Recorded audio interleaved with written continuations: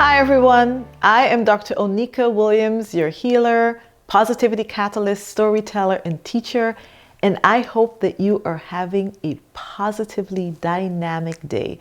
I am coming to you today with the continuation of the ecosystem series. And today we are going to be talking about the C in ecosystem. The C is for connect in community. What does that look like? We know that we are not meant to live a life of isolation. We're actually born for connection. We're born to connect with an understanding that we actually are part of something bigger than ourselves. And when we talk about this ecosystem series, it is to create an environment of learning, whether it is within the classroom or within a work environment that facilitates the incorporation and the intersection of the academic and intellectual, of the social, of the emotional, of the physical and the physiologic, that all come together in this integrated fashion to optimize the learning opportunities, the output, and the success in the environment. And the importance of connection shows up in many different ways. It shows up with this understanding that connection and a feeling of belonging actually fosters more overall mental, emotional, and physical well-being. You know, there's a study that says that 70% of our teenagers feel as if they're dealing with recurrent loneliness because they are not having this sense of connection. And this contributes to increasing depression, anxiety, and even rates of suicide that many of our teenagers are facing. So the importance of connection is cannot be underscored enough. Creating connections within the classroom environment or the work environment creates a construct where that student or employee feels cared for. They feel worthy. They feel as if their presence is noted, that they are visible and that they matter. And that sense of connection has so much to do with their overall well-being. It helps them to feel as if their voice is heard. It creates an environment where dialogue is important, where respecting each other's opinion is important, where creating the opportunities for discourse, whether you agree or disagree, but it facilitates this ability to interact and have conversations with those with whom you may not have much in common from the external, but by creating the opportunities to connect, creates these bridges of understanding that we actually have so much more in common than we have that makes us different. And creating those opportunities within these learning environments is extremely important in facilitating the opportunities for us to connect. You know, I'm reminded of a story and an experience that I had several years ago. My mom is a science teacher. She's one of the reasons why I love science and love to learn, and actually enjoy this role of now imparting knowledge and teaching.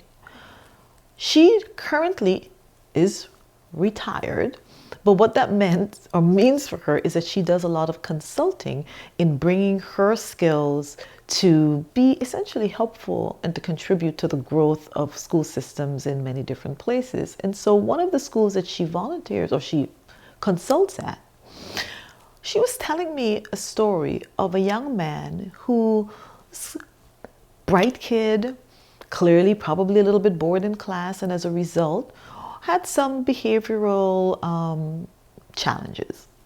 And the response of the teacher to what was defined as behavioral challenges, which was really a kind of direct consequence of the fact that he wanted to know more than maybe the teacher was willing to offer or could deliver at that point. And in his frustration and boredom, those manifest in some ways that did not align with what the teacher had set as the expectation for behavior. And so the response of the teacher was to put him out of class. And so my mom, understanding that the genesis of why this kid was behaving the way he was behaving was not because he's a difficult kid, but because he actually needed to be challenged. And so the response of the teacher of putting him outside of the classroom was actually completely counterproductive. And in recognizing that, my mom then went to the head teacher to say, this is not a situation that is acceptable. We have to find ways of managing students who clearly need a bit more from the classroom that we might be able to provide. And so if you put him out of class and you actually now deny him opportunities to learn whatever is being offered within the classroom, it then sets a negative pattern and a negative cycle. And as she was describing this to me, there was something about what she was saying or how she was describing this kid that sounded familiar to me. And I realized and recognized that this was a kid who actually went to church with me. And because I recognized that kid, I was able to then engage the parent, who then engaged with the school in order to come up with a solution that actually served this young man. Now, this is the value of living in community and living in connection, because what that situation allowed us to do was to avert what could have been a very negative experience for this young man's continued learning. He could have completely checked out because of the way that he had been treated in that situation. Instead, they were able to understand what his needs were and now tailor the environment in order to serve his needs. So that is an example of the importance of connection. As you connect in community, you see these links, you see the interdependence, you see all of these connections that serve us in being able to create an opportunity for our kids to thrive and to understand the importance of connecting with one another. So what does lack of connection look like? It looks like feelings of isolation within the classroom. It looks like the classroom becoming a toxic environment, sometimes a hostile environment, where students don't want to show up to class, where employees don't want to show up to work, which ultimately affects the efficacy of whatever the goals and directives of that organization, of that classroom are. It creates an environment and a culture of even meanness. Bullying can thrive in this type of environment because people who feel isolated and depressed, number one, are much more likely to be bullied, and quite frankly, out of their overall feeling of anger and disconnection, they themselves might be more likely to become bullies.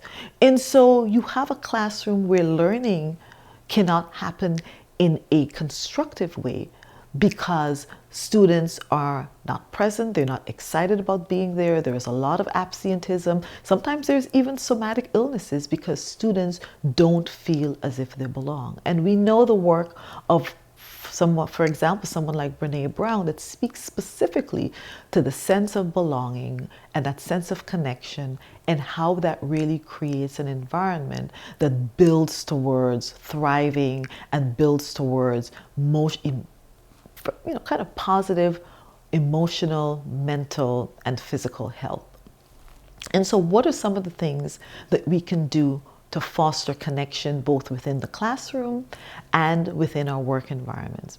First, we can create the opportunities for the constituents to connect at a level that's more than surface, to connect outside of the academics, to build in time during the day where there are some specific questions that we're asking of our students, we're asking of our employees, to find those places of commonality, that it becomes part of the routine, it becomes part of the culture, that we create opportunities to find out about each other, to find out about our backgrounds, to find out about our cultures, to find out about where we're from, to find out the opportunities where you find the differences that are actually, create a richness and a diversity of thought, and then to find the commonalities and the connections where you might not have even expected to find them because we don't necessarily see those things on the surface. And if we don't take the time to identify those things,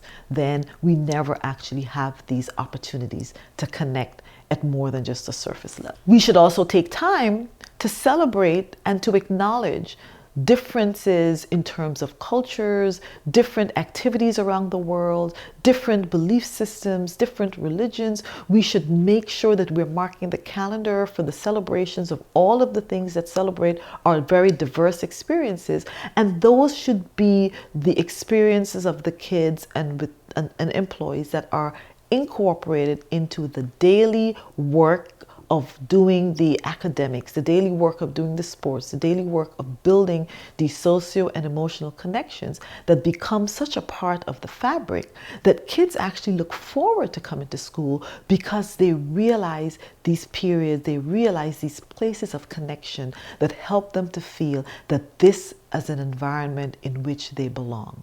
So connection in community is important for building purpose. It's important for building empathy. It is important for building compassion. And these are all of the threads that contribute to making us feel whole and valued and purposeful. So I encourage you to build these various strategies into your environments to help to facilitate those feelings of connection that really help to encourage all of us to know that we're not here by ourselves, that we are not isolated, that we live in constant connection with one another, which contributes to our overall mental, physical, and emotional health.